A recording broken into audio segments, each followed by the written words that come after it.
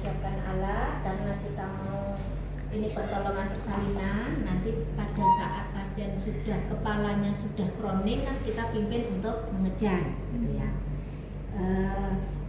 Kapan dilakukan episiotomi? Diterima dulu ya. Ini Ibu. Ketika terjadi gawat janin. Apa yang pertama apa itu? Gawat janin. Tiba-tiba denyut jantungnya lebih dari 160 atau kurang dari 120. Kan normalnya 120 sampai 160 ya. Padahal pembukaan sudah lengkap. Kepala juga sudah turun di hot 3. Itu jadinya kita persingkat kala 2 gitu ya. Karena kalau nanti kok ini gawat janin terus di SC, ini paling sebentar lagi juga bisa lahir. Atau kita persalinan menggunakan alat, misalnya vakum, misalnya forceps, tapi kayaknya sekarang itu sudah hampir tidak digunakan deh karena risikonya lebih tinggi gitu ya. Jadi daripada bayinya lahir asfiksia, mending dilakukan sesar. Tapi kan kalau kala 2 sebenarnya sayang dilakukan sesar karena sudah hampir. Atau bayinya besar, TBJ-nya besar, tapi bisa turun panggul. Kalau TBJ besar nggak bisa turun panggul, jangan dipaksakan persalinan normal, rujuk. Sudah turun panggul, sehingga mau kita lakukan episiotomi, ya. Atau bisa juga persalinan presbo. Presbo juga wajib dilakukan episiotomi. Kemudian lagi persalinan dengan BBLR, presentasi kepala tapi BBLR itu juga wajib dilakukan episiotomi karena apa? Biar tidak terjadi trauma pada kepala. Ada yang kelewatan? Posisi bayi Posisi tadi susah tadi presbo, ya. Penyulit pada ibu. Penyulit pada ibu, misalnya perineum kaku. Nah itu bisa. Kita kalau mau VT pernah, saya mau VT gitu, begitu tangan saya masuk tuh rasanya cekat banget. Perineum ibu kaku. Nah itu perlu dilakukan episiotomi karena kalau enggak nanti kala 2-nya menjadi lama. Ya. Itu indikasinya episiotomi. Jadi selain ada indikasi itu, episiotomi itu sebaiknya tidak dilakukan. Mending robek sendiri nggak apa-apa gitu ya. Kan toh kita kan sudah akan menahan perineum kan pada waktu persalinan. Kita siapkan alat seperti pertolongan persalinan. Harusnya sesuai APN ya. Jadi tadi diambil untuk ini kan. Harusnya ada dulu, kan kayak kita menolong persalinan. Ada dulunya mana? Jadi diambil nggak? Di bawah Masih bolong kan? ada. Bolong nggak apa-apa, ada yang penting ada dulu, ada yang untuk alas pokoknya itu.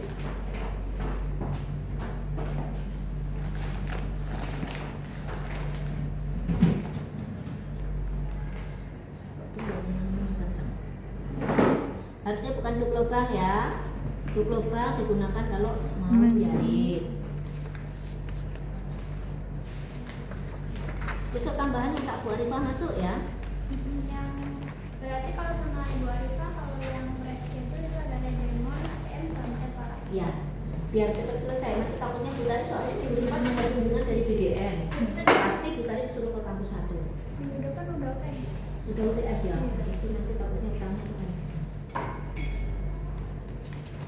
Bu Arifah sudah mau, karena beliau jadwalnya nggak terlalu banyak.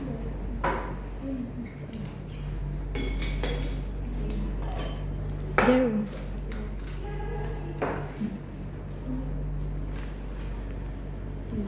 Ini tak sendirikan aja deh yang untuk enggak. Ini nggak sampai naik ya. Oke.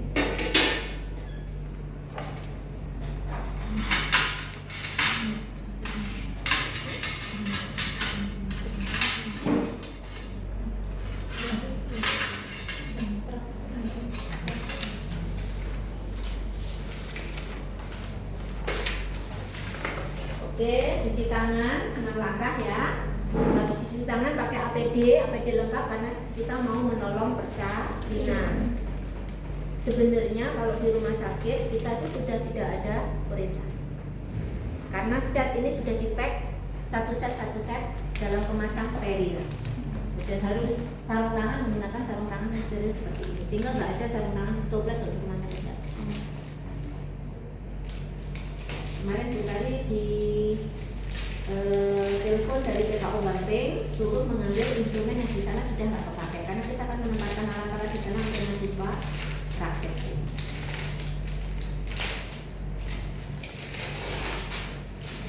Ya, kita lengkap steril, kita dekatkan alat. Ibu, ini sudah terasa pengen mengejar ya? Iya. Sebentar. Kan kita akan ini VT dulu ya karena amniotomi. VT itu harus ada indikasinya. Apa indikasinya kemarin? Yang Tanda gejala ya, kala dua. Apa? Ada gue kirim ke grup tuh. Ayo apa? Kemarin sudah tak kasih singkatan apa kemarin? Dorsal, teknik, Doran. Ya, ada dorongan ingin meneran. Bu, kok seperti pengen berak? Nah, biasanya pasien itu memang terasa kayak pengen berak bener. Gitu ya. Duh, terasa pengen berak, Bu. Iya, kita lihat. Doran, teknus, ada tekanan pada anus. Jadi anus itu kayak membuka itu karena tekanan kepala gitu ya.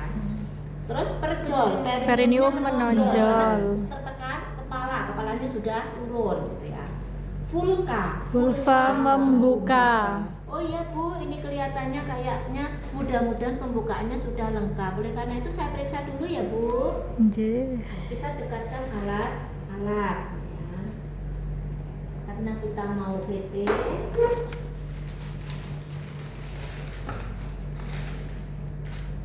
Nah ini bisa dipegang sini nggak apa-apa karena ini bagian dalam.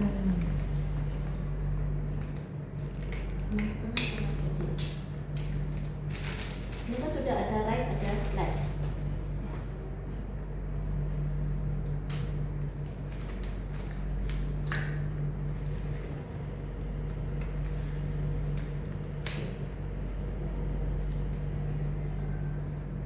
Ingat, setengah koker sudah kita sisihkan. Maaf ya Bu ya, napas panjang ya Bu ya, saya periksa dulu ya. Lakukan vulva hygiene, labia mayora yang terjauh, labia mayora yang terdekat, labia minora. Labia minora kalau tangan kiri kita nggak membantu buka nggak bisa, makanya tangan kiri membantu buka. Dari klitoris, vestibulum dan anus, usahakan jari tangan kita tetap steril. Ya. Kalau ternyata sudah menyentuh vulvanya itu atau menyentuh bengkok berarti harus ganti sarung tangan. Ibu nggak kenceng kan? Napas panjang ya Bu. Jari tangan kiri membuka labia, tangan kanan masuk secara obstetrik. Dinding vagina licin. Begitu jari sudah masuk, tangan kiri pindah ke fundus. Ya. Dinding vagina licin. Kemudian porsio sudah tidak teraba, berarti pembukaan lengkap. Ini selaput ketuban positif, tapi bagian rendahnya nggak teraba. Bukan bayi.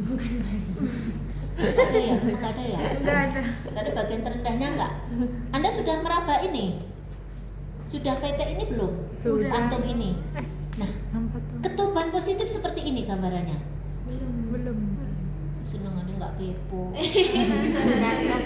Nanti. Ini ketuban positif rasanya seperti ini. Ini memang iya, rasanya seperti ini persis ketuban positif. Ketuban positif tuh apa? Selaput ketuban positif. Coba raba. Iya, raba. Coba raba dulu. Rasanya seperti ini, ya. Nih. Porsio tidak teraba, berarti pembukaan sudah lengkap, gitu ya. Harusnya ada presentasi kepala, ubun-ubun kecil ada di jam 12. Oke, tidak ada mulase, kepala turun O3 lebih. Ibu, ini pembukaannya sudah lengkap. Tetapi karena selaput ketubannya belum pecah dan kepalanya sudah turun sebenarnya, maka ini akan saya lakukan pemecahan selaput ketuban. Ya, nanti kalau Ibu kencang saya dikasih tahu ya. Dengan seperti ini kan berarti alatnya di dalam masih Steril. kita masukkan ini ya, masuknya seperti ini kan runcing, masuknya seperti ini. Ketika sudah di dalam, tangkap seperti ini. Nah, jadinya ini ya. Oke, kita menunggu untuk menorehkan setengah koker, nunggu kalau his baru saja selesai gitu ya. Jangan pas ada his gitu. Kalau pas ada his nanti muncrat kemana-mana gitu. Jadi tunggu hisnya ini kencang ya Bu. Oke, Ibu napas panjang dulu gitu ya. Ibu napas panjang. Nanti kalau sudah nggak kenceng nanti saya diberitahu. Oke, ini sudah mulai kendor. Baiklah. Ketika sudah kendor ini dibalik. Nah, nanti posisinya jadi seperti ini. Ya. Tadi kan seperti ini. Ya. Dan dibalik ininya. Iya. Kalau kita balik sendiri kan susah ini di dalam. Makanya ini kita balik. Jadi posisinya seperti ini. Nanti ditorehkan. Oh, kira yang ini gini Bu. Jadi pas pertama masuk gini, terus nanti kebaliknya. Ya, kalau pas masuk gini nanti bisa gores ke vaginanya Ibu. Ininya. Jadi gimana? Kan vagina itu kan nggak melongo apa istilahnya, kan rapet. Gitu loh ya.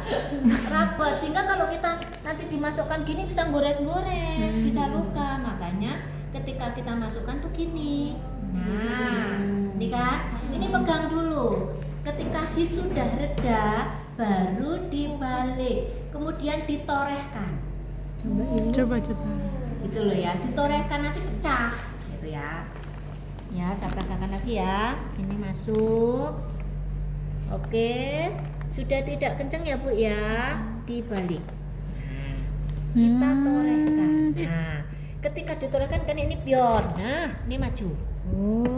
Ditadai pakai bengkok. Nah, tangan kita standby di sini dulu. Standby di sini dulu, gitu ya. Ini baru dikeluarkan. Ketika mengeluarkan dibalik lagi posisi yang tajamnya. Nah, seperti ini. Nah, ini dipertahankan kita sambil melakukan, ditunggu sampai air ketubannya habis gitu ya. Terus kita kembali VT untuk memastikan tidak ada bagian kecil yang ikut keluar bersama air ketuban.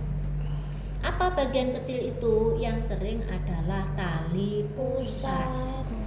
Kalau tali pusat ikut keluar, akhirnya ngelewer, ada di atasnya, di depannya kepala, itu berbahaya. Kayaknya Ibu tadi kemarin sudah menyampaikan ya.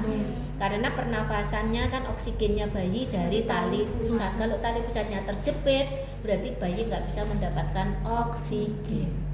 Itu harus segera diakhiri kala duanya, entah di vakum atau apa. Kalau nggak memungkinkan ya terpaksa SC, harus cepat. Dan tangan bidan harus menahan biar kepala nggak menjepit tali pusat. Pusat biar nggak Kepala nggak menjepit tali pusat. Kan kepala itu keras, panggul Ibu keras. Tali pusat di antara kepala dan panggul kan? Iya. Kita pastikan tidak ada bagian kecil yang membung. Dan kepala dipastikan lagi, ini bener nggak kepala yang turun. Nah, UUK di jam 12. Nah, kalau sudah selesai, maaf ya Bu, tangan saya keluarkan, Ibu nafas panjang. Sarung tangan lendir darah sambil kita amati air ketuban yang keluar. Warnanya apa? Gitu ya. Oke. Sudah. Nah, habis itu kan mestinya kita terus mengedukasi Ibu. Gitu ya, mengedukasi Ibu mendengarkan denyut jantung janin mulai pertolongan kala 2. Tempatkan handuk di atas perut Ibu, gitu ya.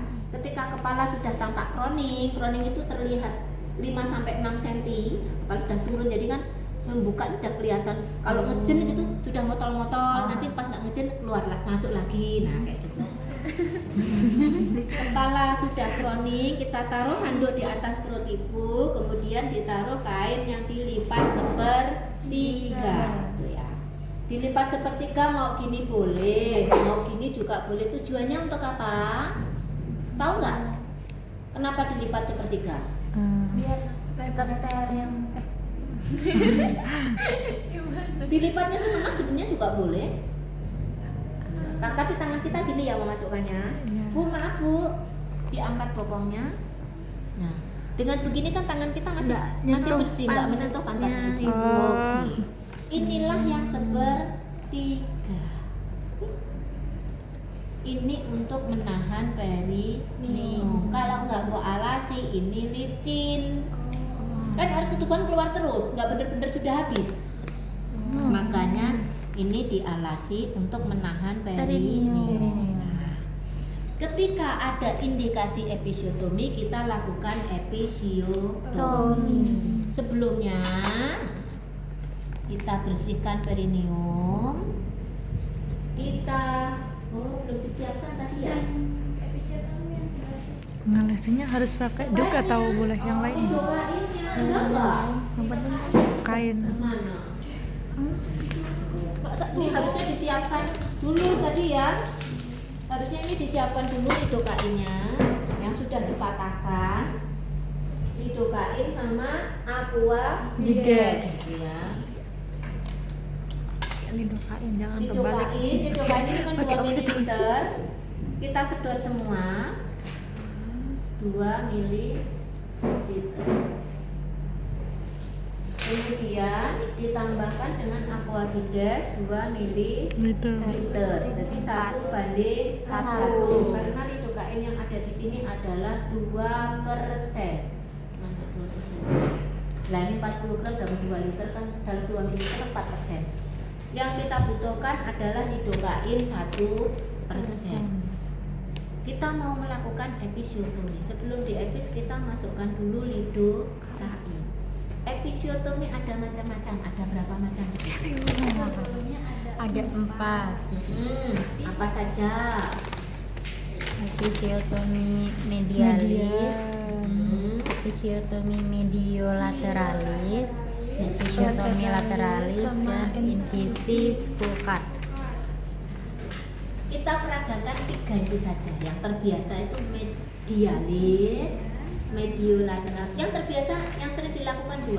Lateral itu hampir tidak pernah dilakukan karena jahitnya susah banget. Dan itu tidak terlalu signifikan untuk menambah lebarnya pintu bawah kaki. Jadi kita misalnya kalau medialis itu berarti ke arah anus, gitu ya, ke arah anus. Ini kan ada perineum kan antara komisura, ini kan pertemuan antara dua labia, ini kan namanya komisura. Sampai anus itu kan namanya perineum. Nah di situ, nah berarti itu disontek tuh ya, suntikannya kan intrakutan, subkutan atau intrakutan. Ini sedalam mana yang kita mau epis. Nah ini ya, kita aspirasi, tidak ada, pastikan aspirasi wajib, pastikan tidak ada darah yang keluar. Kalau ada darah yang keluar nanti masuk ke vena atau arteri, nanti jantungnya ibu langsung bisa berhenti. Jadi ini aspirasi itu wajib, critical point. Kita aspirasi, tidak ada darah yang keluar, kita tarik sambil sambil disontekkan. Nah, sambil ini ya, sambil disontekkan. Apa maksudnya? Biar cairan lidokain ini nyebar. Kalau nggak mbok tarik tapi mbok sontekkan kan hanya di satu titik. Ini kan biar nanti sepanjang garis tempat kita episiotomi inilah nanti yang kena lidokain semua gitu. Ini kalau yang mediolateral berarti arahnya sini, miring. Berarti kita suntikkan. Nah, ini ya. Aspirasi gitu ya. Sambil kita tarik, sambil disuntikkan. Jadi kalau saya modelnya gini. Ini kan 4 cm ya. Masuk, gitu kan. Aspirasi, nggak ada darah yang keluar. Ini tak tahan, inilah yang tak tarik. Tangan kiri, ini nahan, ini tangan kiri yang narik. Jadi nariknya ke dalam ya. Yang Yang gerak tangan kirinya. Gini, ini tak tahan. Inilah yang tangan kiri yang gerak. Maka kan ini nanti ketika bergerak semakin mundur ke sini, ini sudah separuh sudah kita suntikkan gitu. Sudah, tunggu beberapa saat.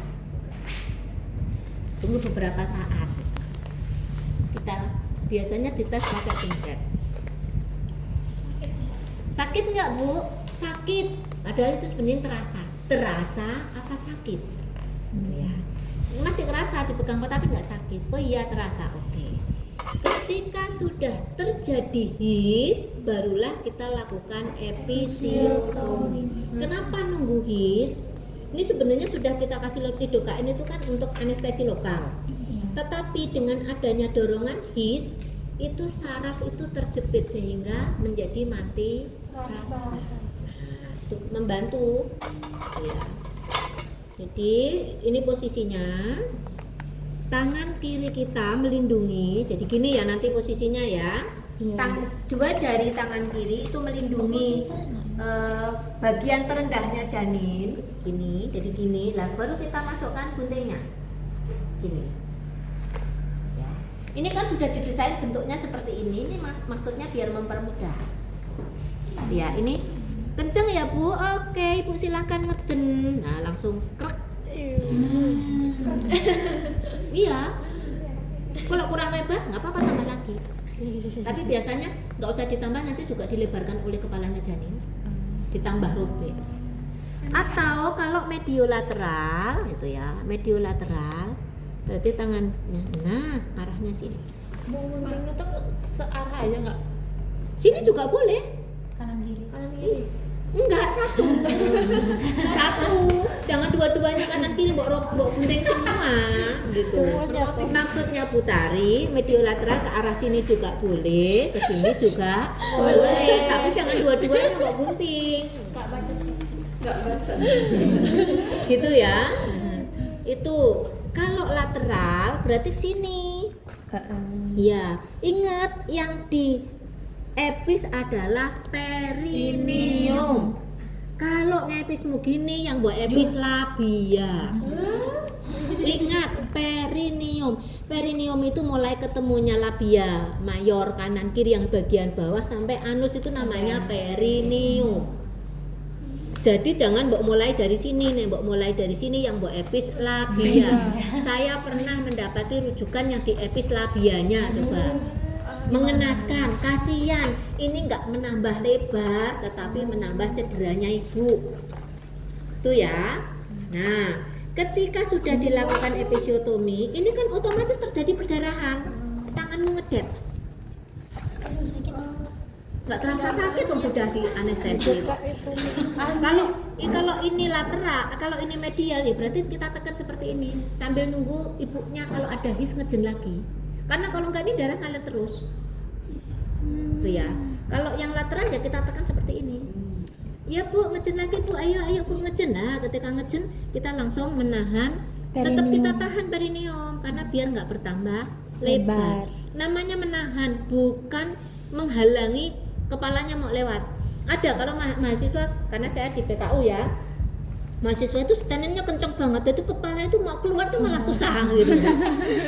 Dia mempertahankan biar perineumnya nggak robek, tapi kepalanya nggak keluar. Orang keten di sini didorong, tapi di sini juga ditahan. Ini sebenarnya kita hanya menahan tahanan ringan saja, biar mengendalikan kalaupun robek itu nggak lebar. Selain itu kan tangan kiri kita ini kan ditaruh di kepala, nah, biar dia tidak defleksi terlalu cepat. Karena kan dia ketika mau keluar kan kan ekstensi kan, ekstensi itu kan defleksi gitu ya.